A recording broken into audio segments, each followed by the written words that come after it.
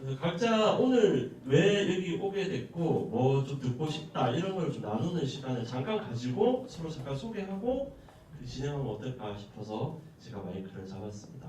네. 그 제일 멀리 있는 분 위주로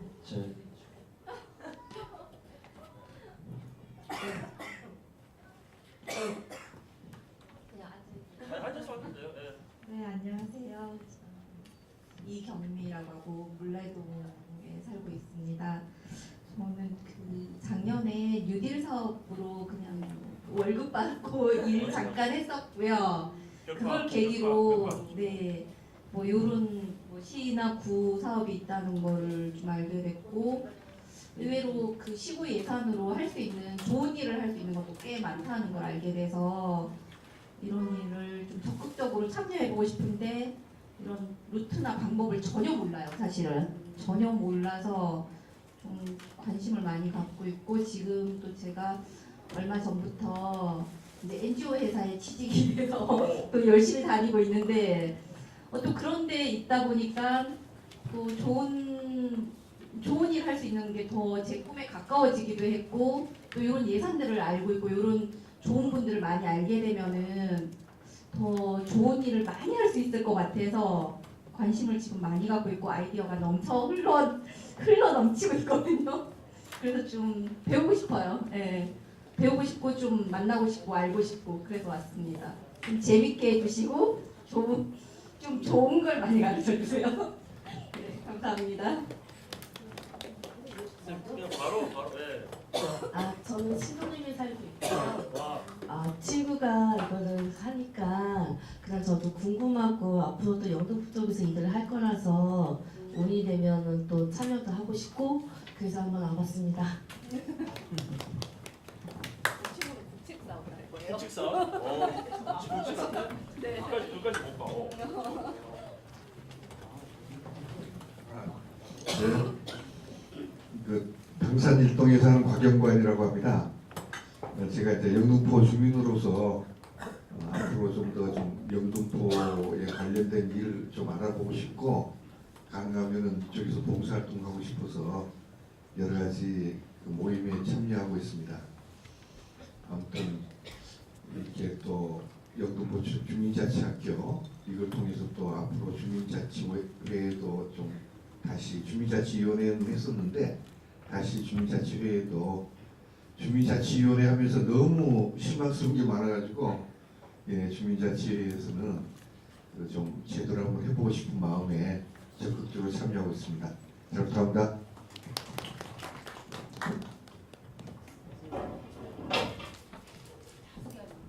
아니 뭐 제가 그냥 네, 안녕하세요. 저는 정보경이라고 합니다. 오늘 예산 관련해서 궁금한 게 많았는데 오늘 좋은 방이 있다고 해서 무작정 왔습니다. 저 어디 사는 뭐 이런 거 저는 강서구에 살고 있고요. 네. 어떻게 알고? 영등포로 지금 최지영 단장님께서 그렇구나. 네, 지인 정보를 소개. 주셔가지고 네, 지인 소개. 네, 네. 맞습니다.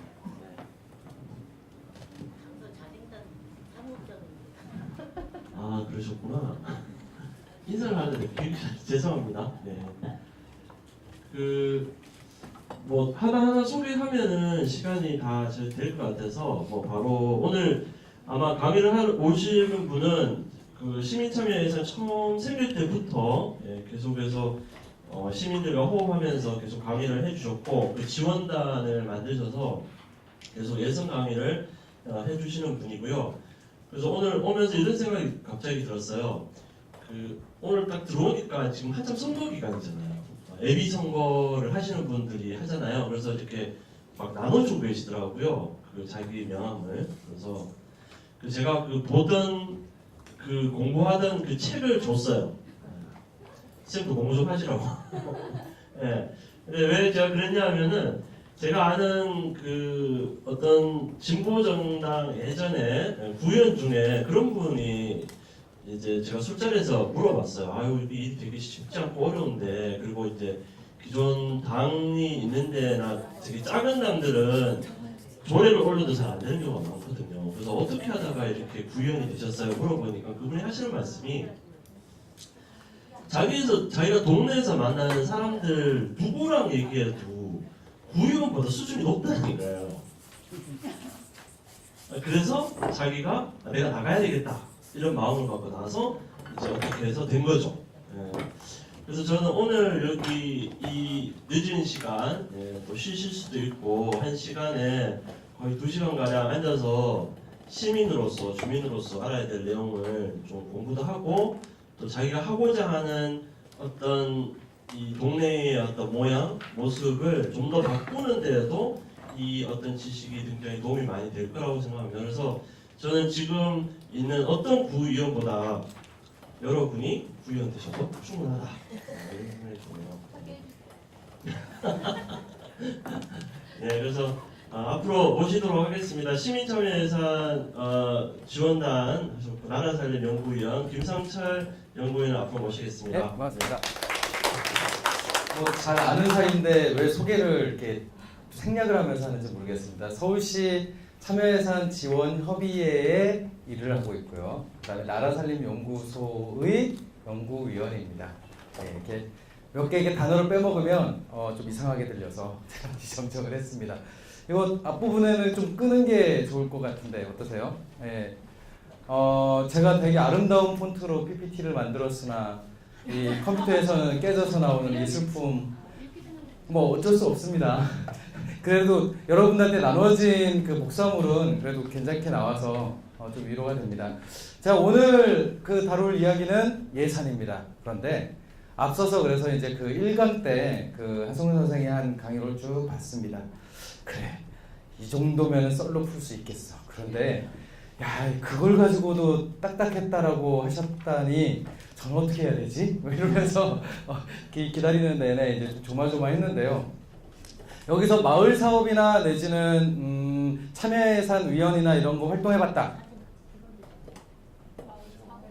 예, 마을 사업. 내가 또 정산 이런 거 해봤다. 영수증 풀칠 좀 해봤다. 이런 거죠. 네. 그렇죠. 야, 이 정도만 있으면 됩니다. 일단 오늘 예산을 다루는데 문턱은 딱 거기서부터 시작을 하겠습니다. 왜냐하면 여러분들이 이미 들어본 이야기들일 거예요. 당연히 들어볼 건 거고 제가 여러분들이 경험적으로 듣고 혹은 본 것들을 약간의 교통 정리를 해주는 차원에서 이해를 해주시면 좋겠습니다. 기본적으로 우리가 왜 예산을 별도로 공부를 해야 되냐 혹은 재정이라는 거를 별도로 공부해야 되냐 여기서부터 한번 시작을 해보겠습니다. 자, 이 말들은 현재 공무원들이 사용하는 용어들입니다. 확행 들어오신 분, 맹지 들어오신 분, 자, 턴키, 그 다음에 시방. 이건 금방 이런 뜻 아닙니다. 시방서 할 때의 시방, 예. 내시, 뭐 가내시 이렇게 붙여서 쓰기도 합니다. 자, 모르시겠죠? 근데 행정 공무원들은 연차가 어느 정도 되면 될수록 이런 용어들에 더 익숙해집니다. 왜 이제 우리는 그런 생각을 갖고 있죠. 아니 민주주의 사회에 시민들이 못 알아들을 용어를 하는 것이 정말 정당한 한 거냐? 이런 불만을 가질 수 있습니다. 저는 일단은 그 불만에 대해서 동의합니다. 당연히 용어는 일반 평범한 사람들도 알아들을 수 있게 쉽게 그리고 직관적으로 바뀌어야 합니다. 그런데 그 전에 그러니까 바뀌는 것을 전제로 해서 그럼 그 전까지 우리는 공무원들이랑 어떻게 소통할 거냐? 사실은 이 용어를 사용할 수밖에 없다는 겁니다. 그러니까 이 용어들이 나쁜 용어라는 것을 알매도 불구하고 우리가 행정 안에서 개입을 하고 행정을 통해서 행정의 자원들을 활용하기 위해서는 불가피하게 이런 행정 용어들을 알아야 된다라는 필요가 생기는 겁니다. 예산도 마찬가지입니다. 예산이나 재정을 보면 자료도 되게 복잡하고 내용도 되게 어렵고 그런데 그럼 그걸 왜 알아야 돼? 오히려 친절하게 가르쳐주면 되는 거 아니야? 맞습니다. 그걸 정답이라고 전제한 다음에 그러면 그걸 바꾸기 전까지 우리는 행정에 개입을 안 할 거냐? 그렇진 않죠. 그러니까 그런 문제의식을 갖고 있으면서도 행정을 이해하기 위해서 재정이나 예산 제도에 대해서 알아둘 필요가 있습니다. 이게 오늘 제가 여러분들께 드리고 싶은 이야기입니다. 각각에 대해서는 설명을 하지 않겠습니다. 심심하신 분들은 찾아보십시오. 이 용어 설명이 오늘의 주제가 아니기 때문에 심심하시면 찾아보십시오. 예. 자, 기본적으로 저는 행정 과정을 이렇게 생각을 합니다. 처음에 우리가 행정을 만나면 도대체 왜 이렇게 말이 안 통하지? 막 이렇게 고민을 합니다. 그런데 실제 경험적으로 보면 행정은 될 때는 되고 또 안 될 때는 안 되죠. 뭐 너무 당연한 얘기이지만. 그런데 이제 행정이 되는 메커니즘들을 자세히 관찰을 하면 요 한 3가지 정도의 특징이 있어 보입니다. 첫 번째는 안 되는 걸 되게 하는 것은 결국 선출직 공직자의 정치적 의지더라. 일선 공무원들이 죽었다 깨어나도 안 돼요 라고 하는 것들도 선출직 공직자의 공약이나 의지로는 되더라 라고 하는 부분입니다. 이거는 여러분들이 실제 시민사회 섹터에서 행정을 접근할 때 여러 가지 루트 중에서 왜 공중전도 필요한가와 관련된 중요한 근거가 됩니다. 그러니까 우리가 보통 일선에서 이렇게 파트너십을 맺게 되면 주무관님이나 내지는 일선 팀장님이나 이렇게 해서 이제 관계를 맺게 됩니다. 근데 그 관계에서 도저히 해결이 되지 않는 것들이 있어요. 근거도 있습니다. 이건 이러이러해서 안 됩니다. 저건 저러해서 안 됩니다. 예산도 이미 다 잡혀 있어서 추가로 편성할 게 없습니다. 이런 얘기를 굉장히 많이 합니다. 그럴 때 우리의 파트너로서 팀장과 주무관님이 계시지만 우리는 어쨌든 시민사회에 있잖아요. 그럼 시민사회의 자원을 활용할 수 있습니다. 그건 뭐냐? 선출직 공직자에게 직접적인 요구를 하는 방식입니다. 그리고 이것은 나쁜 방식이 아니라 실제로 행정을 유의미하게 움직이는 중요한 수단 중에 하나더라. 이것을 불편하게 여기지 마십시오.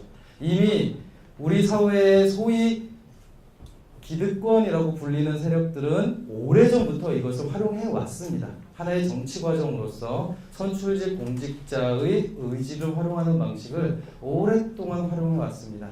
그러니까 새롭게 시민사회에서 다시 역량을 키우려고 하시는 분들도 요거를 무시하시면 안 된다 라는 겁니다.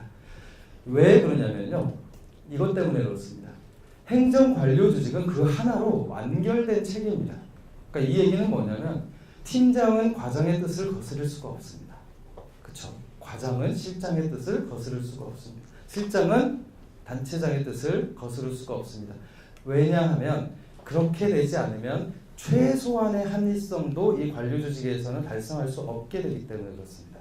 그러니까 이 관료조직이라고 하는 것은 최대치를 내는 조직이 아니라 늘 적정 수준의 하다못해 최소치를 내는데 최적화된 집단입니다. 그러니까 법이나 규정에 의해서 하도록 되어 있는 것들을 하는데 가장 익숙한 것이지 그 규정 외의 어떤 능동성이나 내지는 최대치를 내도록 최적화된 조직이 아닙니다. 그러다 보니까 이 공동체는 굉장히 폐쇄적인 공동체이고 그 안에서 자기 완결적인 공동체의 특징을 갖고 있습니다. 이것을 무시하면 안 됩니다. 그러니까 관료조직은 그 집단 안에서의 평가를 제일 두려워하지 시민들이 어떻게 생각하든 국민들이 어떻게 생각하든 크게 중요하지 않습니다. 만약에 시민이나 국민이 이 생태계 안으로 들어오면 신경을 쓰겠지만 어쨌든 관료조직이라고 하는 건 그 자체로 완결적인 것이기 때문에 그 안에서 이 관계를 잘 고려할 필요가 있습니다. 이게 이제 두 번째 얘기입니다. 그러니까 팀장이나 주무관이랑 말이 잘 안 되면 과장을 만나거나 혹은 실장을 만나시라는 뜻이기도 합니다. 그리고 책임을 가급적이면 우리가 일상적으로 만나는 파트너가 지도록 만들지 않고 그것보다 더 윗선에서 책임을 지도록 전가시켜주는 노력을 같이 하시면 일이 더 수월하게 됩니다. 원래 그런 생태계이기 때문에 그렇습니다. 마지막으로는 그렇기 때문에 법과 규칙에서 하도록 하는 것들을 하는데 최적화되어 있습니다. 우리는 보통 공무원들이랑 이렇게 얘기를 하다 보면 특히 예산과 관련해서 얘기를 하다 보면 할 수 없다고 되어 있지 않으면 할 수 있는 것 아닙니까? 라고 우리는 주장합니다. 할 수 없다고 되어 있으니까 이거는 재량껏 할 수 있는 거 아닙니까? 라고 우리는 주장하는데 공무원 입장에서는 그 말은 무슨 뜻인지 이해를 못합니다. 왜냐하면 법이나 규정에 하도록 되어 있는 것을 중심에 놓고 보기 때문에 그렇습니다. 그러니까 앞서서 제가 최대치가 아니라 최소치를 하는 조직이라고 얘기를 했잖아요. 그러니까 어찌됐던 이 관료체계는 인풋이 있으면 최소한의 어떤 것들은 달성하기 최적화되어 있는 조직입니다. 그게 현상을 유지시켜주는 힘인 거죠. 그래서 이게 나쁘다 혹은 뭐 잘못됐다 이렇게 평가하는 것이 아니라 근대 국가에서의 관료 체계가 원래 부여받은 미션이 그겁니다. 현상을 유지시켜주는 것이라는 거죠. 자, 이런 행정 과정을 이해한다면 우리가 예산 체계를 이해한다는 것은요. 예산 체계를 이해한다는 것은 우리가 이 생태계 안으로 들어간다는 걸 뜻합니다. 그러니까 우리가 이제 그 주변에 게임 좋아하시는 분들은요. 게임 용어 많이 쓰잖아요. 만약에 저도 이제 초등학교 다니는 그 자녀가 있는데 그분들이랑 이렇게 얘기를 하려면 제가 그 용어를 알아야 돼요. 이를테면 최근에 많이 하고 있는 푸파라고 하는 게임이 있습니다. 이게 프리파이어라고 하는 총을 뚱뚱뚱뚱 쏘고 팀을 맺어서 이렇게 하는 건데 그 용어들을 내가 모르면 대화를 할 수가 없게 되는 거죠. 그런데 솔직히 저의 자녀님들 입장에서는 아빠랑 굳이 친해지고 싶지 않다면 저한테 구태워와서 그걸 친절하게 얘기할 필요가 없겠죠. 제가 끼어들고 싶으니까 제가 그 용어를 익히는 겁니다. 비슷하게 여전히 참여나 내지 혁신의 시대라 하더라도 행정이 먼저 시민에게 다가오는 일은 별로 없습니다. 즉 시민의 필요에 따라서 행정에 다가가기 위해서 이런 용어들을 익히고 이런 생태계들을 존중하고 그것을 움직이기 위한 법과 규칙, 그 다음에 선출직 공무원의 정치적 의지들을 활용하는 것이라고 할 수 있습니다. 이걸 귀찮게 여기시면 안 됩니다. 이거 정말 귀찮은 게 아니고요. 아까도 말씀드렸듯이 이미 한국 사회에서는 이걸 너무 잘 생활처럼 이용하시는 분들이 이미 많아요. 우리가 그걸 몰랐을 뿐입니다. 생활처럼 이용하시는 분들이 이미 많기 때문에 우리도 이 행정자원들을 적극적으로 이용하기 위해서는 이런 부분에 대한 이해를 바탕으로 충분히 개입하고자 하는 의지를 가질 필요가 있습니다. 기본적으로 세 가지 부분과 관련된 그 행정의 개입 루트를 말씀을 드리겠습니다. 첫 번째는 행정 절차입니다. 기본적으로 여러분들 행정 절차법이라고 있는 거 아세요? 하다못해 절차까지도 법에 정해놨습니다. 네, 절차까지도 법에 정해놨습니다. 그래서 기본적으로 공무원이 처리하는 모든 아주 자잘구레한 일상적인 행정 업무는 다 그에 따르는 매뉴얼이 있기 마련입니다. 그래서 만약에 여러분들이 어떤 사업을 하는데 도대체 이게 어떻게 되는지 궁금해 라고 하면 두 가지를 요청하시면 됩니다. 계획서와 매뉴얼을 요청하시면 됩니다. 네, 이게 기본입니다. 도대체 얘네들은 뭘 근거로 어떻게 이 일을 하고자 하는 거지? 라고 했을 때 설명해 달라고 할 필요가 없습니다. 그냥 계획서와 매뉴얼을 주세요 라고 하면 됩니다. 특히 매뉴얼을 확인하면 예측 가능하게 됩니다. 우리가 도저히 알 수 없었던 일선 공무원들의 행동들을 예측 가능한 수준에서 볼 수 있게 됩니다. 그거는 더 크게, 더 높게 올라가면 행정절차법이라고 하는 법에서 정한 행정 처리의 여러 기준들에 따라서 진행되기 때문에 그렇습니다. 이것을 벗어날 수 없어요. 이거는 두 가지의 특징이 있습니다. 하나는 그렇기 때문에 창조적이고 그 다음에 창의력이 돋보이는 그런 행정 절차는 나올 수가 없습니다. 정해진 대로 해야 되니까. 그런데 다른 쪽에서 생각하면 법에서 정한 외의 권한을 행사해서 주민의 혹은 시민의 권리를 빼앗을 수 없다는 뜻이기도 합니다. 그러니까 행정절차법은 공무원이 수동적이게 만드는 원인과 동시에 시민을 행정권력으로부터 보호하기 위한 법이기도 합니다. 왜냐하면 여기에 따르지 않으면 그건 위법한 거다라고 우리가 얘기할 수 있기 때문에 그렇습니다. 그래서 기본적으로 매뉴얼과 계획을 참조하셔라. 이거는 우리가 행정에 개입하기 위한, 그러니까 행정에 말을 걸기 위한 가장 기본적인 수단에 속합니다. 기본적으로 행정 과정이라고 하는 거는요. 행정 과정이라고 하는 것은 우리가 보통 접하는 사업들은 대부분 여기일 겁니다. 맨 바닥 세부 사업. 이를테면 물레동 텃밭 가꾸기 지원 사업이라고 불리는 것들은 다 여기에 속합니다. 근데 이 사업을 바꾸고 싶죠. 이 사업을 바꾸려면 이 사업 차원에서 개입해서는 안 됩니다. 이거는 이미 그 위에 단위 사업과 정책 사업 수준으로 이미 다 링크가 걸려 있거든요. 그래서 하나의 단위 사업을 바꾸고 싶다라고 하면 그 위에 정책 사업 수준에서 바꿔야 합니다. 이를테면 만약에 텃밭 가꾸기 사업을 녹지과, 그러니까 녹지를 관리, 공원을 관리하는 부서에서 자치행정과로 바꾸고 싶다라고 하면 어떻게 해야 되냐면 녹지과에는 아마 이 정책 사업의 목적이 관내의 뭐 녹지율 향상 이런 식으로 해서 관리를 할 수 있습니다. 이를테면 관내에 녹지를 어느 정도 관리를 할 필요가 있어라고 하는 거에 텃밭 사업을 끼워 넣었을 수 있습니다. 그러면 이것을 바꾸려면 이 정책 사업 수준에서 주민의 텃밭 가꾸기를 통해서 뭐 주민 역량 강화, 혹은 전체 주민 역량 강화 사업 항목에 텃밭 사업을 끼워 넣으면 되는 거죠.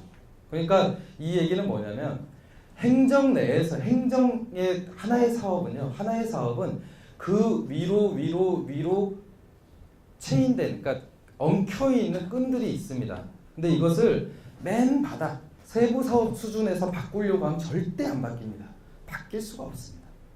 이것을 바꾸는 가장 좋은 방법은 이것이 포괄하고 있는 정책 사업 수준에서 바꿔야 부서가 바뀌고, 그리고 부서가 바뀌기에 따라서 사업이 바뀔 수 있습니다. 처음에 제가 이걸 이해를 못해서 공무원들도 그렇고, 그러니까 사업을 집행하는 공무원도 그렇고 저도 그렇고 이 사업은 이대로 진행해서는 안 된다는 걸 다 합의했어요. 그렇죠, 안 되죠. 맞습니다. 그럼 이걸 어떻게 해야 되죠? 그럼 이거 사업을 바꾸는 게 좋지 않겠습니까? 그건 제가 할 수 없습니다. 이렇게 됩니다. 네, 실제로 그래요. 사업을 담당하는 공무원이 자기 사업을 딱 떼다가 옆에 부서로 똑똑똑 하고 자, 사업 갖고 왔습니다. 이렇게 줄 수 있는 절차가 없습니다. 그거는 과와 과 단위로 소통을 해야 되는 거지 사업을 담당하는 선생님이 그거를 할 수가 없거든요. 그래서 세부 사업을 바꾸려면 세부 사업을 껴안고 있는 정책 사업 수준에서 바꿔야 되나 보다. 도대체 이게 왜 그렇지? 하고 뒤져보니까 실제로 미션이라고 하는 최고의 가치 밑에 전략 목표라고 하는 게 5대, 7대 이렇게 나와 있습니다. 거기에 따라서 그 전략 목표를 평가하기 위한 성과 목표라는 것이 일종의 지표 형식으로 쭉 나열되어 있습니다. 여전히 이후에 살펴볼 텐데 영등포 구의 구정 목표에 따르는 구정 지표들을 보면 이 구가 미래지향적인지 퇴행적인지 알 수 있습니다. 여전히 도로 확보율 이런 지표를 갖고 구정을 펼치고 있으면 옛날 거죠. 옛날 버전이라고 할 수 있겠죠. 그러니까 새로운 지표 체계를 만들어내느냐 이런 걸 평가할 수 있습니다. 이게 있는 한 밑에 거는 바뀔 수가 없죠. 왜냐하면 성과 목표에 도로 포장률을 잡고 있는데 밑에서 도로 포장 사업을 안 할 수가 있습니까? 못하죠. 무조건 해야 되는 겁니다. 그래야 성과 지표가 달성되니까요. 그러면 도로 포장을 못하게 하려면 어떻게 해야 된다? 성과 지표를 바꿔야 됩니다. 그러니까 이렇게 각각 우리가 이 구체적인 사업을 바꾸기 위해서도 이 행정 절차 내에서 중요하게 개입을 해야 되는 지점을 찾아야 될 필요가 있습니다. 공무원들은 이렇게 일을 하거든요. 그러니까 우리도 개입을 하려면 이 행정 절차의 과정을 이해할 필요가 있습니다. 두 번째는 법률 절차와 관련된 내용입니다. 공무원에 개입하기 위한 두 번째 수단으로 가장 좋은 것은 법과 규정과 규칙을 활용하는 방법이죠. 실제로 우리가 이제 마을 만들기 사업이나 이런 걸 하다 보면 공무원이랑 이렇게 얘기를 할 때 규칙 얘기를 하는 경우가 좀 있습니다. 규칙, 규정 이렇게 얘기를 하는 경우가 있습니다. 그런데 엄밀하게 따지면요, 규칙이나 규정은 행정 간의 규율이지 행정과 시민 간의 규율이 되지 않습니다. 행정이 시민을 규율하기 위해서 적용할 수 있는 것은 의회를 통해서 제정된 법률밖에 없습니다. 그러니까 부에서 그러니까 주민들을 개입하기 위해서는 조례가 반드시 있어야 되고요. 조례의 근거가 있어야 합니다. 그리고 경찰이나 내지는 일선 공공기관에서 시민들한테 뭔가를 요구하려면 법률의 근거가 있어야 합니다. 규정이나 규칙은 법률이 아닙니다. 그러니까 행정끼리 적용되는 일종의 행정법규에 가깝습니다. 그런데 이게 말이 잘 안 돼요. 이렇게 하다 보면 규칙이 그렇게 정해져 있다라고 아무리 주장을 해도 시민 입장에서는 그건 우리한테 적용될 게 아닙니다 라고 해도 공무원들은 계속 이걸 강요하죠. 그래도 규칙이 규정이 그러니까 그거는 당신 보고 지키라고 하는 거지 당신이 그걸 지켜서 집행하라는 뜻이지 그것을 대행하고 있는 시민으로 하여금 그걸 지키라고 하는 뜻이 아니거든요. 근데 우린 여전히 이것이 헷갈려 있습니다. 왜 그러냐면요.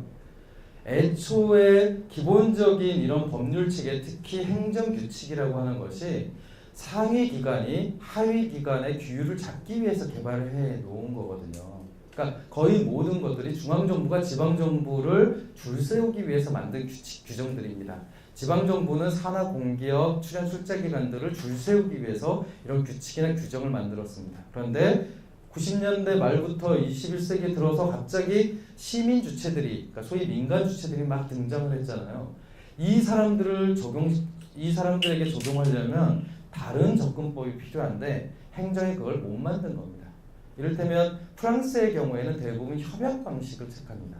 그러니까 계약이 아니라 공익사업과 관련돼서는 시민단체 혹은 시민과 행정이 협약을 맺습니다.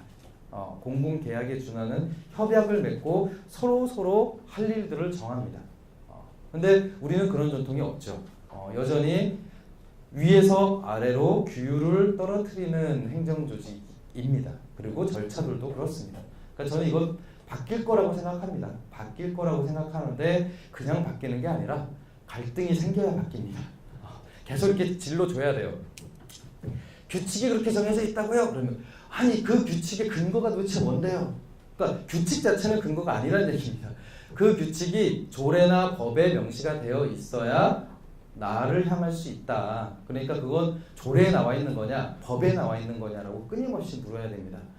실제 서울시 마을공동체 지원센터에서 그 마을공동체 공모사업에 대한 그 항목들을 굉장히 많이 줄였어요. 올해 굉장히 많이 줄였는데 주무관님이 괜찮은 주무관님이 된 이유도 있지만 실제로 마을공동체 지원센터에서 실무 협의를 할 때 그걸 계속 물었답니다. 그것의 근거가 뭐냐? 이런 규칙 규정의 근거가 도대체 뭐냐? 끊임없이 물었다고 합니다. 그래서 해당 공무원이 이거 근거가 없네? 라고 확인된 것들은 그럼 안 하면 되죠? 이렇게 했다는 거죠. 그러니까 실제 그렇게 갈등들을 만들어 놓지 않으면 실제 이게 바뀌기 굉장히 힘듭니다. 어차피 우리가 무서울 게 뭐 있습니까? 우리가 뭐 공무원 안에서 진급할 것도 아니고 그렇잖아요. 공무원한테 인정받아서 무슨 표창 받을 것도 아니라면 어차피 우리 사업을 할 거라면 계속 물어보십시오. 그것의 근거가 뭐죠? 조례 어디에 나와 있죠? 법에 어디에 나와 있죠? 법적 근거가 뭐죠? 이런 것들을 계속 물어볼 필요가 있습니다. 자, 이건 뭐 조례 관련된 내용이고요. 시간이 길어지니까 바로 이제 마지막. 아이고. 그렇죠. 이제 가장 강력한 수단이라고 할 수 있는 예산과 관련된 이야기로 들어가 보겠습니다. 이게 예산입니다. 그러니까 보통 우리가 익숙하게 알고 있는 예산은 숫자죠. 근데 저는 숫자는 예산이 아니라고 생각합니다. 이게 저는 예산이라고 생각하는데 왜 그러냐면요. 기본적으로 예산 구조는 이 구조를 갖고 있습니다. 최상위가 분야 부분, 뭐 교통 분야, 뭐 혹은 보건환경, 뭐 이렇게 나뉘어져 있는 게 있고요. 그것을 수행하는 실과가 구축이 되어 있고 거기에 따르는 전략 성과 목표라고 하는 것들이 나열이 되어 있습니다. 거기에 따라서 하나는 정책사업 분류, 그러니까 그해 경상비나 이런 걸 통해서 사업을 집행하는 분류, 또 하나는 행정 운영 경비, 즉 이 조직을 유지시키는 운영 경비라고 하는 행렬이 있고요. 또 하나는 뭐 거기에 일하는 사람들의 그 퇴직금을 적립한달지, 아니면 민자 사업의 경우에는 줘야 될 돈을 적립한달지, 아니면 작년에 무슨 사업을 하기 위해서 빌린 돈에 대한 이자를 갚는달지, 이제 이런 것들이 있는 거죠. 그러니까 기본적으로 예산은 정책 사업과 행정 운영 경비와 재무 활동 비로 구성이 되고요. 그것이 각각 단위, 세부, 성질, 부기라고 하는 방식으로 체계화되어 있습니다. 그러니까 예산이라고 하는 것은 단순히 숫자의 집합이라기보다는 일종의 설계도 같은 느낌으로 접근하시면 좋습니다. 그래서 아까 행정 절차 때도 말씀을 드렸지만 세부 사업을 잡기 위해서는 그 세부 사업이 속해 있는 정책 사업을 보고 정책 사업을 바꾸기 위해서는 성과 관리 지표를 볼 필요가 있다라고 말씀드린 것처럼 예산의 경우에도 해당 예산의 성격과 그 다음에 방식을 보려면 이 북이나 성질별에서 점점 위로 올라가서 그 예산이 어떤 목적으로 사용되고 있는지를 봐야 그 사업의 혹은 그 예산의 성격을 정확하게 알 수 있습니다. 그러니까 뭐 그럴 수 있다니까요. 올해 이제 그 서울시 참여예산 사업으로 이제 들어온 사업 중에서 이제 그 사업이 한 3,000 몇 개가 들어왔거든요. 이게 딱 들어오면 이제 구로 넘겨야 될 것들은 이제 구로 넘기고, 그 다음에 시 참여예산 사업 중에서는 이제 부서별로 쪼갭니다. 요 사업은 이 부서권에, 요 사업은 이 부서권에 쪼개는데 이제 그 중에 재미있는 논란이 된 사업이 있다고 하더라고요. 이를테면 여성이 걷기 편한 보행로 만들기 이런 정도의 사업이었던 것 같아요. 그럼 이제 성격상 보면 사업명에 여성이 들어가 있으니까 당연히 여성 관련된 부서에서 그 일을 해야 될 것 같잖아요. 그래서 이거를 싹 넘겼답니다. 그랬더니 그 부서에서 이렇게 얘기를 했다는 거죠. 아니, 여성이 걷기 좋은 보행로는 유모차도 좋고 장애인들도 다니기 좋고 노약자도 다니기 좋은데 이거를 왜 여성 부서에만 주냐? 그러니 이것을 사업명을 변경해서 도로 보행과에서 갖고 가든지 뭐 이런 식으로 얘기를 했다는 거죠. 그래서 그 예산을 분류하는 그 사업부서에서는 아니 사업명이 여성이라서 일단 거기서 관리하고 관련 부서끼리 조정하면 안 되겠습니까? 했는데 이거 한번 오는 순간에 무조건 해야 되는 일이니까 안 받는다고 했대요. 그래서 계속 그 시스템 상에서 튕긴 거죠. 배정을 안 하고 계속 튕긴 거. 그래서 결국은 그 과장급 단판을 짓기로 했다고 그 얘기를 들었습니다. 그러니까 이 얘기는 뭐냐면 이 세부 사업의 부분에서 그냥 보행로 개선 사업이에요. 근데 그 보행로 개선 사업이 소위 약자의 보행로 개선으로 가게 되면 일종의 그 교통본부로 가게 됩니다. 도시교통본부에 따라서 거기 도로과에서 담당을 하게 됩니다. 보행과가 따로 있죠. 보행과에서 담당하게 되는데 만약에 여성에 특화된 사업으로 가게 되면 복지건강국으로 가서 여성 부서로 가게 될 겁니다. 그러니까 이것처럼 동일한 우리가 요 구체적인 사업의 집행 방식에서는 별로 다를 게 없는데 어떻게 사업이 편제되느냐에 따라서 그 사업을 통해서 달성하고자 하는 목표가 달라지는 거죠. 예산도 그렇습니다. 예산도 그래서 보통 우리가 궁금해하는 사업들을 찾잖아요. 도대체 이 사업은 어디 있지? 이렇게 찾는데 그 사업을 찾으면 그 다음에 확인해야 될 거는 그 사업을 어디서 하지를 꼭 확인하셔야 됩니다. 그러니까 그냥 사업 자체만 놓는 것이 아니라 그 사업을 수행하고 있는 곳의 성격을 파악을 해야 그 사업이 어떤 위상으로 어떤 목표로 되고 있다는 것을 확인할 수 있습니다. 뭐 세부적인 거는 좀 이따 예산서를 한번 보면서 해보고요. 그리고 기본적으로 재정이라고 하는 거, 특히 이제 지방재정이라고 하는 거는 그냥 이렇게 닫힌 개라고 하긴 힘들어요. 이게 무슨 얘기냐면 한쪽으로는 국가재정과 연관이 되어 있고요. 다른 한쪽으로는 교육청이나 이런 이제 그 별도 그 공공기관과 연계가 되어 있습니다. 그러니까 이 국가로부터의 맺는 관계가 소위 교부세 혹은 보조금과 관련된 이야기가 되는 거고요. 그 다음에 지방재정과 이 교육청과 맺는 관계가 일종의 전출금이라고 하는 말로 됩니다. 그러니까 그리고 여기는 구잖아요. 구면 또 서울시랑 맺는 관계가 있습니다. 여기에서도 교부금, 보조금이라는 것이 존재를 합니다. 그러니까 이제 만약에 영등포 구를 중심에 놓고 보자면 위로는 서울시, 그리고 그 위로는 중앙정부가 있고요. 중앙정부도 하나만 있는 게 아니죠. 사업부서들이 쫙 있습니다. 그리고 서울시도 마찬가지로 하나만 있는 게 아니겠죠. 그 안에 사업부서들이 쭉 있습니다. 그러면 구 안에 있는 사업부서는 자기와 가장 연관성이 있는 서울시의 사업부서와 그리고 그 사업과 가장 유관이 있는 중앙부처의 어떤 부처와 연결이 됩니다. 아까 예로 들었던 여성이 걷기 좋은 거리 이런 걸 만약에 여성 부서에서 담당한다라고 하면 구에서 그것을 담당하고 시에서는 여성가족실이고 그 다음에 중앙부처로 가면 여가부가 되는 겁니다. 여성부가 되는 겁니다. 그러니까 이렇게 행렬이 만들어지고 사업 역시도 그러니까 사업과 예산 역시도 이렇게 연관을 맺게 됩니다. 이것을 보통 보조사업이라고 부릅니다. 그래서 예산서 이렇게 보시면 가로로 이렇게 표시되어 있는 예산을 확인할 수 있습니다. 가로나 혹은 X 표시. 그러니까 그냥 숫자만 있는 게 아니라 그 숫자 위아래로 이상한 표시가 있는 것들은 딱 그냥 그 생각만 가지면 돼요. 이거 어디랑 같이 연결되어 있는 예산이구나.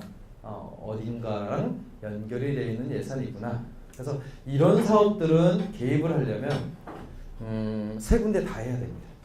네, 이게 보조사업, 그래서 보조사업이 굉장히 애매한 사업들이 많아요. 특히 사회복지 사업들의 대부분이 보조사업입니다.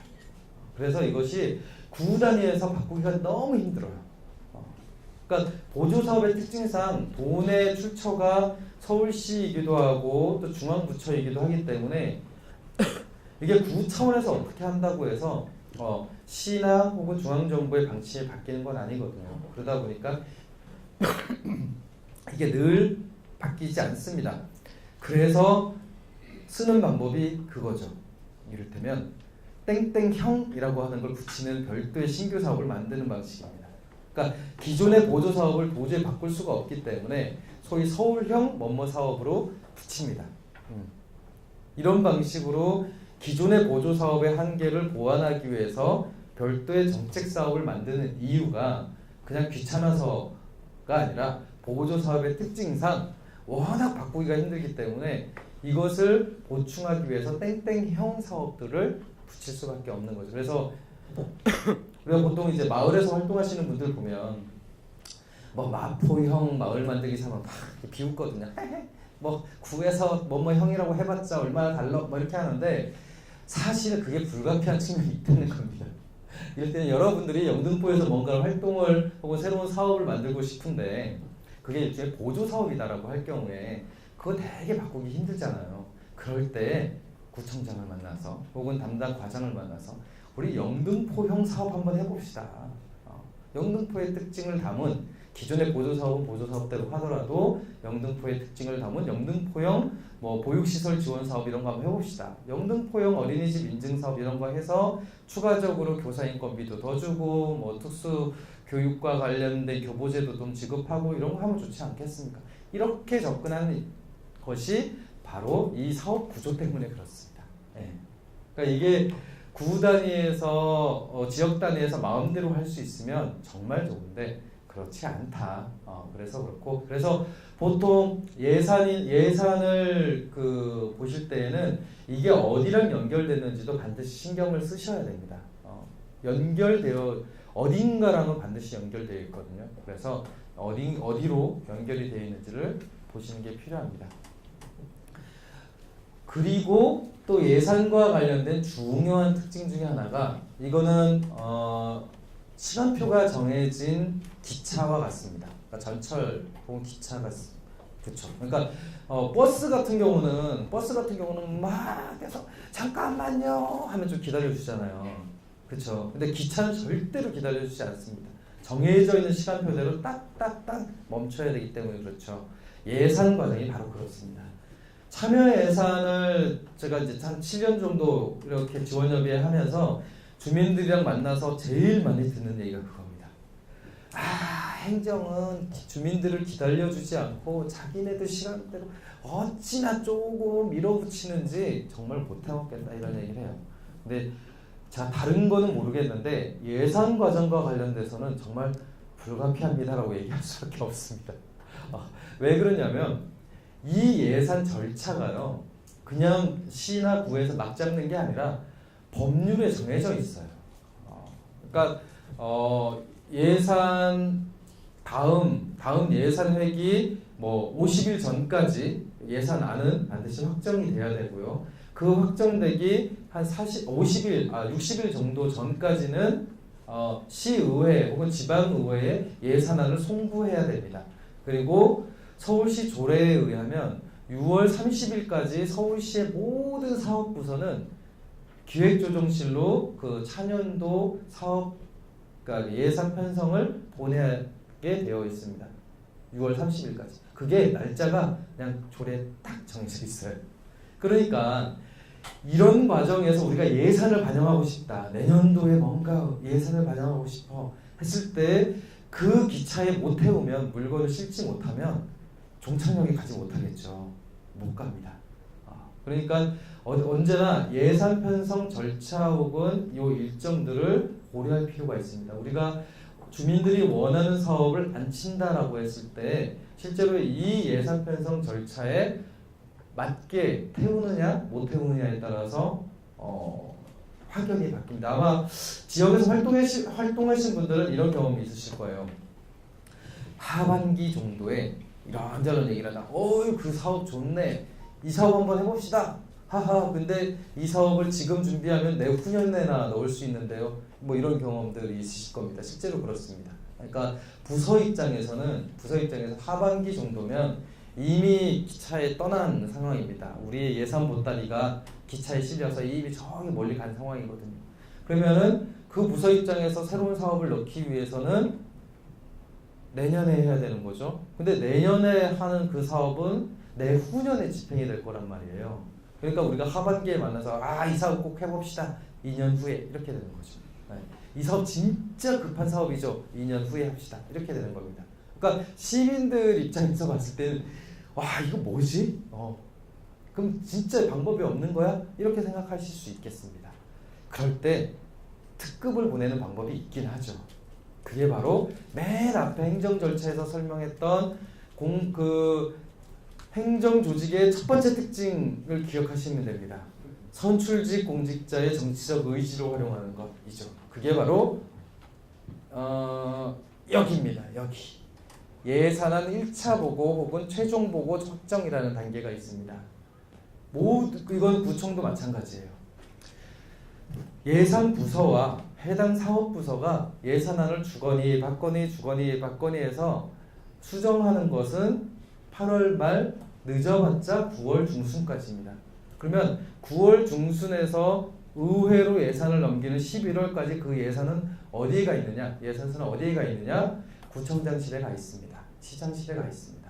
그러면은 그것을 반영시킬 수 있는 마지막 기회, 특급은 거기에 있는 거죠. 네. 선출직 공직자의 정치적 의지라고 하는 겁니다. 그러니까 만약에 하반기에 새로운 사업을 넣어야 되겠다라는 필요가 생기면 담당 공무원을 만나서는 안 된다는 얘기입니다. 그 시간에 기자회견을 하시는 게 더 빠릅니다. 네. 아니면 구청장 면담을 요청하거나 이게 훨씬 더 빠릅니다. 그러니까 그게 너무 지나치게 정치적인 거 아니에요. 뭐 예산을 하는데 그렇게까지 해야 돼요. 그게 아니라 예산 절차상 그렇다는 얘기를 하는 겁니다. 제가 뭔가 여러분들에게 무슨 정치 활동을 해라라고 이렇게 하는 것이 아니라 예산 과정의 특징상 하반기에 예산을 넣으시려면 그거밖에 방법이 없습니다라고 하는 이야기를 드리는 겁니다. 실제로 그렇습니다. 예. 여기 이제 세입이 먼저 결정이 되는 것 같은데요. 네. 세입이 여기 앞에 보면 4가지가 나오거든요. 근데 그 세입은 끝까지 안 변하는가요? 세입 변하죠. 특히 그 지방세 수익과 관련돼서는 늘 그 잉여가 남게 돼서 이제 그것을 보통 이제 순세계 잉여금이라고 해서 추경에 반영을 하거나 이렇게 하죠. 그래서 세입도 늘 바뀝니다. 그러니까 세입이 만약에 고정돼 있다면 추가 경정 예산을 할 이유가 없습니다. 네. 그래서 보통 11월, 12월 되면 이제 최종적으로 맞춤을 하기 위해서 또 추경을 하기도 해요. 숫자를 맞추기 위해서. 네. 그래서 바뀝니다. 2월 되는 것도 그렇죠. 2월도 있고 구룡도 있고 이렇게 있습니다. 그래서 세입도 그렇고 세출도 그렇고 바뀝니다. 그런데 요게 이제 중앙 정부의 재정하고 지방 정부의 재정하고 차이인데요. 중앙 정부는 기본적으로 쓸 돈을 먼저 계산합니다. 세출을 먼저 잡아요. 그리고 쓸 돈에 맞춰서 세입을 잡습니다. 그럴 수 있습니다. 왜냐하면 거기에 맞춰서 세금을 거두면 되니까. 그렇죠. 세율을 조정하거나 혹은 부담금이나 내지 부과금의 범위를 넓히거나 아니면 뭐 세금 감면이나 이런 것들을 좀 조정하거나 이러면 세입을 조정할 수 있습니다. 그런데 그 권한은 지방정부에게는 없어요. 그러니까 지방정부 입장에서는 세입을 먼저 추산하고 그리고 그러고 나서도 소극적으로 요 정도만 쓰자라고 해서 남겨둡니다. 왜냐하면 이것을 넘어설 경우에 세출이 만약에 세입보다 더 많을 때에는 영락없이 빚을 내야 되거든요. 근데 중앙정부는 그럴 필요가 없습니다. 세금을 더 걷으면 되니까.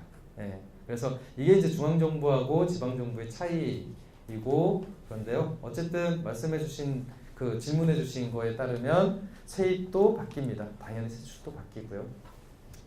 자 이제 이 특급 열차까지 얘기를 했습니다. 특급 열차. 그런데 마지막 딱 하나가 더 남았습니다. 정말 이 사업을 어떻게 해서든 넣고 싶어요 라고 하는 게 있으면 그때 이제 마지막으로 할 수 있는 카드가 의회 카드입니다. 그러니까 이거는 위법이 아니라 편법의 방법입니다. 왜냐하면 국회도 마찬가지고 지방의회도 마찬가지고 법률상 지방의회가 혹은 국회가 예산안에 대해서 갖고 있는 권한은요 심의권이고요. 심의권의 핵심은 삭감 권한입니다. 새로운 사업을 편성하거나 증액을 시킬 수 없습니다. 그러니까 의회가 의회의 심의권으로 예산에 대해서 개입할 수 있는 방법은 삭감의 권한밖에 없습니다. 근데 우리는 쪽지 예산을 너무 잘 알고 있죠. 의회를 통해서 예산도 늘어나고 막 하던데 그거는 소위 집행부의 동의를 거쳐서 한 겁니다. 그러니까 어떤 과정이 생략돼 있냐면요. 만약에 이제 예산안을 딱 넘겼어요. 이제 의회에서 막 심의하는 과정에서 나 이 사업 반영 안 해주면 나 이거 심의 안 할래. 하면 이제 행정부 입장에서 어떻게 해서든 심의를 통과해야 되니까 네 알겠습니다. 이거 넣어드릴게요. 할 때 실질적으로는 기존에 냈던 예산안을 다시 걷어들여서 수정 예산안을 제출하는 형식으로 그 사업을 잡아주는 겁니다. 그러면 다시 의회가 잘 고쳐갖고 왔네 하면서 심의를 하는 거죠. 그러니까 만약에 쪽지 예산이라고 하는 것은 끊임없이 행정부와 수정 예산안을 왔다 갔다 하는 과정이 생략되어 있는 과정이라고 보시면 됩니다. 그러니까 원래 이게 관련된 절차에 따르면 시장이 계속 수정 예산안을 의회에 계속 송부를 해야 됩니다. 기존 냈던 것들을 계속 다시 환수하고 계속 수정 예산안을 내는 행위들이 계속 발생을 해야 되는데 그건 누가 봐도 짜증스러운 과정이잖아요. 그러니까 그렇게 됐다라고 치고 시의회에서 증액도 하고 신규 사업도 넣는 겁니다. 근데 절차상으로 보면 행정부의 동의가 없으면 절대로 신규 사업을 넣거나 증액을 할 수 없습니다. 그래도 어쨌든 시의회를 통해서 사업을 넣을 수 있다는 뜻이잖아요. 그러니까 편법적인 방법은 의회를 통하는 방법이죠. 우리는 할 수 있습니다. 공무원들은 못하죠. 공무원들도 하긴 하지만 우리는 대놓고 할 수 있습니다. 왜냐하면 우리는 시민이니까. 그렇죠. 근데 이 부분에 대해서 너무 배관시할 필요가 없습니다. 왜냐하면 우리가 활용할 수 있는 행정 자원은요, 우리의 파트너인 공무원을 통한 방법도 있고요. 우리가 투표로서 선출한 단체장과 의원들을 활용하는 것은 시민들이 활용할 수 있는 정치 자원 중에 하나인 겁니다. 그러니까 이 부분에 대해 이거를 너무 비공식적으로 하거나 혹은 일종의 야합하듯이 하면 신문의 지상에 나오고 이럴 테지만 그게 아니라 공식적으로 우리의 요구안을 얘기를 하면서 공포하면서 기자회견을 하면서 토론회를 하면서 공청회를 하면서 이렇게 제안을 해서 요청을 하는 것은 정말 우리가 활용할 수 있는 정치 자원 중에 하나다라고 생각하십시오. 그래서 이 빡빡한 예산 일정 중에서 우리가 내년도에 사업을 넣는다라고 했을 때 세 번의 기회가 있습니다.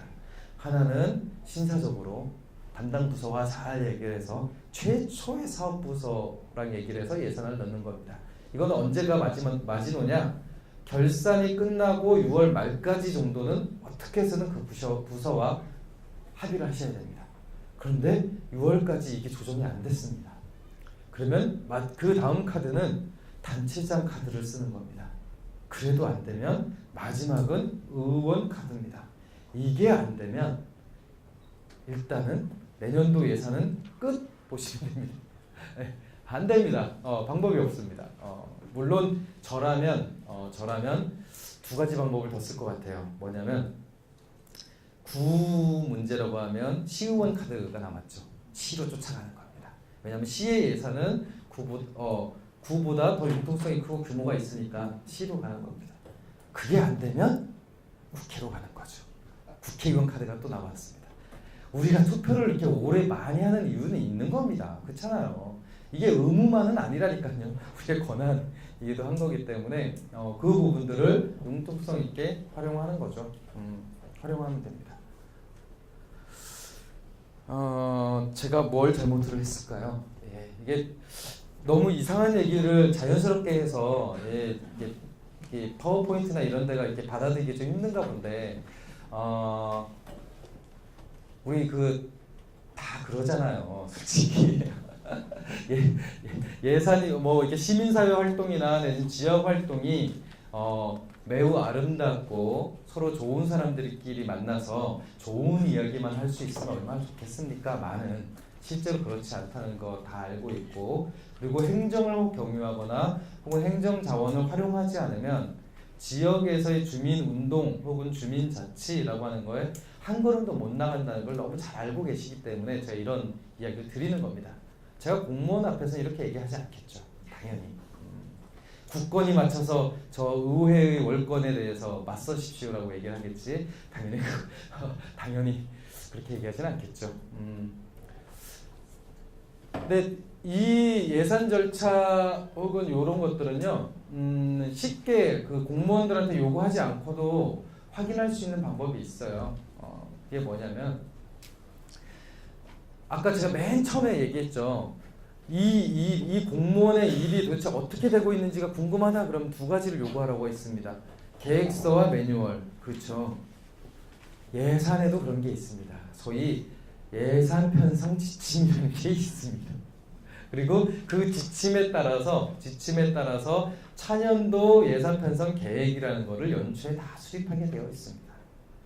그러니까 그것만 다 보면 대략 이런 날짜까지 막혀 있는 것들을 얻을 수 있습니다. 공무원은 계획서와 방침서가 없이는 움직이지 않습니다. 그러니까 꼭 그거를 먼저 확인하시면 됩니다.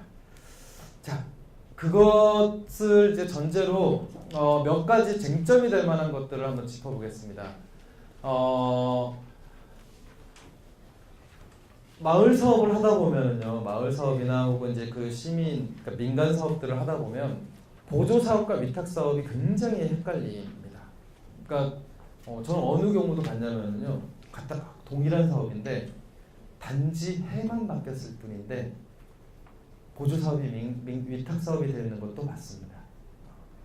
이건 정말 있을 수 없는 일이거든요. 동일한 사업이 한 해는 보조 사업으로 한 해는 위탁 사업으로 관리될 리가 없습니다.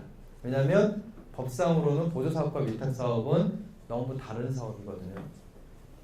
어떻게 생각하면 되냐면요, 보조 사업은 말 그대로 보조입니다. 보조라고 하는 것은 주라는 뜻이 아니죠. 보조는 도와주는 뜻합니다. 그렇죠? 보조하는 거니까. 그러면 누가 누구를 돕느냐? 관이 민간을 돕는 겁니다. 그게 보조 사업의 법률적 의미입니다. 보조금 법에 따르면 보조 사업의 정의를 이렇게 하고 있습니다. 민간이 하고 있는 일 중에서 공익성이 있는 사업에 대해서 재정 지원을 함으로써 좀 더 이 사업이 잘 될 것 같은 사업에게 주는 것을 보조 사업이라고 지칭을 하고 있습니다. 자, 여기에서 가장 중요한 특징은 민간이 하고 있는 사업을 관이 지원한다는 개념입니다. 그러면 민간이 하고 있지 않는 사업을 개발해 갖고 주는 건 뭐냐? 그건 공모 사업이죠. 보조 사업이 아닙니다.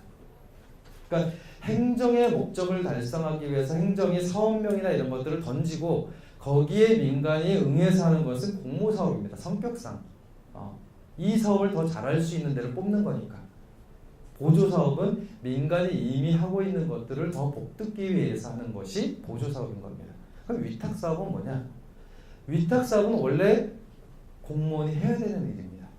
법에 지방자치단체장은 뭐뭐뭐를 위하여 뭐뭐뭐 하여야 한다 라고 나와 있는 것들을 좀 더 그 업무의 효율성을 위해서 민간에게 의뢰한 것이 위탁 사업입니다. 그러니까 조례에 보면은 그냥 지방자치단체장이 하도록 되어 있는 건 다 위탁 사업입니다. 위탁 사업일 수밖에 없습니다. 왜냐하면 그 위탁 사업의 책임 소지가 달라지기 때문에 그렇습니다. 그러니까 위탁 사업은 민간이 하더라도 그 행위의 최종적인 책임을 공무원이 집니다. 왜냐하면 조례에 그 책임을 단체장이 지도되어 있으니까.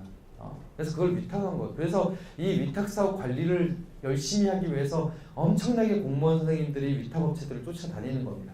그래서는 안 됩니다. 이렇게 해서는 안 되고요. 저렇게 해서는 안 되고요. 이 기준 맞춰주시고요. 이렇게 하는 겁니다. 대표적인 위탁사업이 쓰레기 수거입니다. 재활용 수거, 쓰레기 수거가 위탁사업입니다.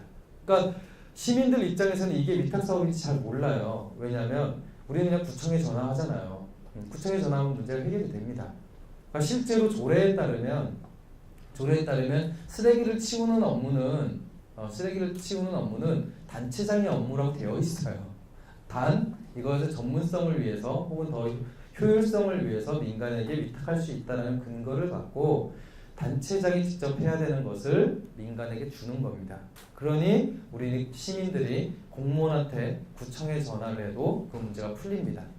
왜냐? 위탁사업이니까. 근데 보조사업은 다르죠. 보조사업은 그 사업의 성질상 민간이 고유하고 독자적으로 하는 겁니다. 그렇기 때문에 애초에 이 보조사업을 줄 때 여기 이 민간단체 혹은 민간 사업자의 일이 공익성이 높은지 높지 않은지를 평가할 수는 있으나 준 다음에 야 우리가 기대하는 만큼 공익성이 나오지 않았어요 라고 뭐라고 할 수가 없습니다. 왜냐하면 그건 어디까지나 민간이 하는 일이니까. 본질적으로는 이렇습니다. 근데 현실적으로 그렇지 않죠. 그럼 우리가 겪은 일은 다 뭐냐? 우리가 겪은 일은 다 위법인 거냐? 그렇지는 않습니다. 이게 그래서 이제 딜레마가 생기는데 아까 맨 처음에 설명드릴 때 예산이나 재정과 관련된 규칙은 대부분 중앙정부가 지방정부를 통제하고 지방정부가 출연 출자기관 공기업들을 통제하기 위해서 만든 수단이라고 했잖아요. 그러니까 재정 규율을 위한 수단. 지금 현재 우리 민간이 적용받고 있는 것들은요. 공무원들끼리 서로 감시하기 위해서 만든 규칙을 그냥 민간인에게 적용하고 있는 겁니다. 소위 서울시가 영등포구에 돈을 줄 때 그걸 뭐라고 붙여서 주냐면 자치단체 보조금이라고 해서 줍니다. 그러니까 이 보조금의 수취인이 민간뿐만이 아니라 지방정부나 내지 공기업도 있다는 뜻입니다. 그래서 보조금 관리 규칙 혹은 보조금 규정이라고 하는 것은 엄격하게 민간이 하는 보조사업에 대한 보조금과 지방정부 혹은 공기업이 하는 보조사업과는 분리가 되어야 합니다. 왜냐하면 법에서는 분리가 되어 있으니까. 근데 그게 밑으로 내려오면 내려올수록 섞여 있어요. 그래서 이게 공무원에 대한 규칙인 건지 아니면 나 같은 민간인에 대한 규칙인지 헷갈리는 거죠. 근데 엄밀하게는 전혀 다른 대상이다라는 겁니다. 그리고 위탁금 같은 경우도 위탁사업도 그것의 책임은 단체장이 지는 겁니다. 이 위탁사업을 하고 있는 사람이 책임을 지는 게 아닙니다. 이 이야기는 이렇게 보시면 돼요. 만약에 우리 동네 쓰레기 수거업체가 보통은 이제 쓰레기 수거업체에서 쓰레기 봉투를 판매하잖아요. 그렇죠? 그러면 이 쓰레기 봉투 값을 임의적으로 올리거나 혹은 횡령하거나 혹은 이 쓰레기 봉투를 그지같이 만들었다. 다른 부랑 비교했을 때 정말 톡 건드려도 찢어진다. 도대체 이게 제조 원가가 얼마야? 했는데 다른 구보다 한 절반 정도 아주 허름하게 만들더라. 얇아서 아주 투명하게 그지없더라 라고 하면 우리는 보통 기자회견 이런 거 할 때 그 업체 사장을 공격하잖아요. 근데 위탁 업체의 경우에는 사실은 단체장에게 책임을 묻는 게 맞습니다. 왜냐하면 네 일을 제대로 해라. 왜냐하면 그 사람의 일을 맡긴 것이기 때문에 사실은 쓰레기 수거 업체의 실패는 단체장의 실패이기도 한 겁니다. 법률상으로. 그러니까 우리 시민 입장에서는 구태여 쓰레기 업체 사장과 단체장 구분할 이유가 없는 거죠. 이게 이제 일종의 법률적 책임과 관련된 부분입니다. 좀 더 밀어붙이면 그래서 우리 동네 쓰레기가 안 치워지잖아요. 그러면 단체장을 대상으로 소송을 걸 수 있습니다. 근데 보조사업은 그렇지 않아요. 보조사업은 그렇지 않습니다. 그러니까 이런 그 위탁 사업과 보조 사업은 정말 다른 사업이라는 걸 강조드리기 위해서 지금 제가 극단적으로 얘기를 드리는 겁니다. 근데 실제로 그렇습니다. 네. 그리고 다음으로 또 보조 사업과 관련돼서 갖고 있는 오해 중에 하나가 보조 사업으로는요 임대료도 못 내고요 뭐 물건도 못 사고요 뭐 이런 얘기 많이 합니다. 거짓말이죠. 아마 조금만 그 행정 안에서 보신 분들은 아실 겁니다. 소위 보조 사업은 경상 보조와 자본 보조로 나뉘어집니다. 경상 보조는 운영비, 사업비를 주는 것을 경상 보조라고 하고요. 자본 보조는 임대료나 혹은 물품을 사주거나 이런 것들을 자본 보조라고 합니다. 민간도 자본 보조의 대상이 될 수 있습니다. 단 법률적 근거만 있으면 됩니다. 그러니까 이를테면 우리가 이제 마을 공동체 사업이나 이런 걸 할 때 주민 커뮤니티 시설 혹은 공간 혹은 동네 빈집이 생겨서 그 빈집을 좀 공익 목적으로 썼으면 좋겠어 라고 하는 그런 것들이 생기잖아요. 그리고 그런 것들을 공공이 직접 하지 말고 사서 주시오. 마을 협동조합이나 혹은 마을 단체에 주십시오 라고 했을 때 아마 12면 10 담당 공무원은 그건 말도 안 됩니다 라고 얘기를 할 거예요. 하지만 말이 됩니다. 실제 서울시는 이런 목록에 있는 사업들을 소위 자본보조 방식으로 주고 있습니다. 이를테면 상생협력을 위한 골목 상권 활성화. 이 사업은 뭐냐면요, 그냥 가게를 고쳐줘요. 가게를 리모델링 해줍니다. 이건 자본보조죠. 경상보조가 아니라. 왜냐하면 실제로 그 건물주의 재산 가치를 올려주는 역할을 해주기 때문에 이건 자본보조가 됩니다. 근데 실제로 하고 있거든요. 안심상가 만드는 거, 뭐 창업지원센터. 그 다음에 이 창업지원센터가 자본보조인 이유는요, 아마 창업지원센터를 운영하는 데가 민간단체일 것이기 때문에 이게 자본보조가 되는 걸 겁니다. 근데 이 사업 목록은 서울시게 아니라 영등포게 아니라 서울시 겁니다. 네. 서울시가 올해 하고 있는 자본보조 사업입니다. 그러니까 이런 것들처럼 실제로 민간인에게 자본 축적의 보조를 해주고 있습니다. 그렇기 때문에 실제로 할 수 있습니다. 여기에 나와 있는 것처럼 민간 자본 보조를 할 수 있고요. 그래서 교부 조건에 비영리면 가능합니다. 그러니까 영리 목적은 아니라는 거죠. 그리고 이전 재원으로 하게 되면은, 그러니까 이전은 이제 돈을 전달해 주는 거죠. 그럼 여기에는 민간의 자본 형성을 위해서 민간이 추진하는 사업을 권장할 목적으로 민간에게 국비 또는 시도비를 시도 및 시군구에게 지급하는 보조금. 그러니까 민간의 자본 형성을 위해서 주는 돈의 항목이 있습니다. 실제로 요즘 많이 얘기되고 있는 자산화, 그러니까 시민 자산화나 혹은 마을 재산 혹은 뭐 이런 것들이 되려면 사실은 이 성격의 재원들이 개발이 될 필요가 있는 거죠. 공무원들은 불가능합니다 라고 얘기를 하는데 불가능하지 않습니다. 실제 대표적인 게, 영등포에서 가장 대표적인 게 이런 거죠. 저 하자센터 뒤쪽에 보면 그 한국노총 건물이 있습니다. 거기 어린이집이 있는 거 기억하시죠? 아마 아시는 분 아실 텐데 그거 한국노총에서 산 건물 아닙니다. 서울시가 건물을 준 겁니다. 네. 민간 단체에게 자본 이전을 해준 겁니다. 왜냐하면 실제로 노동조합에게 그럴만하다라고, 그런 공익적 필요가 있다라고 인정을 했기 때문에 준 겁니다. 그러니까 실제로 마을기업이나 혹은 지역의 주민 단체들이 그런 필요가 있고 그런 필요가 인정이 된다라고 하면 그렇게 건물을 줄 수 있습니다. 그리고 시민들은 그 단체가 정말 그 공익적 목적에 따라서 그 건물을 활용하는지 감시하겠죠. 마치 우리가 한국노총 건물이나 혹은 민주노총 건물이 정말 영리 행위를 위해서 임대사업으로 막 사용되고 있으면 우리가 비판하잖아요.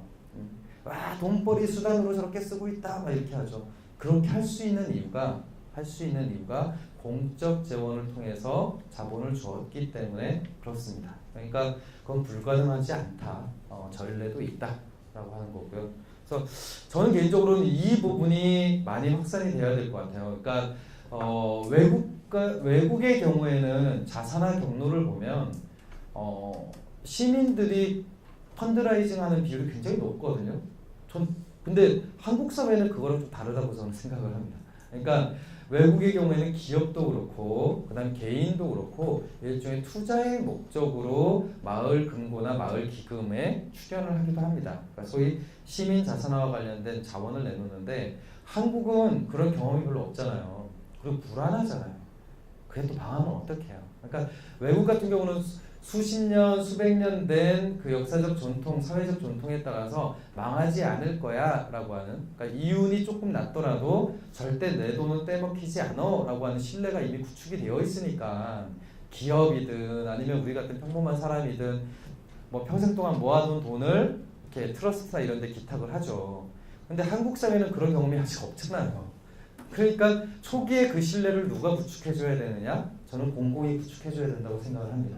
그러니까 지금 당장 외국처럼 시민 펀드니 뭐니 이렇게 갈 게 아니라 공공이 어느 정도로 주민 주도형 자산이 안정적이고 신뢰할 만하다라고 하는 걸 만들어 주고 거기에 그런 다음에 거기에 시민들의 돈이 얹어지는 것이 거의 유일한 방법 아닌가?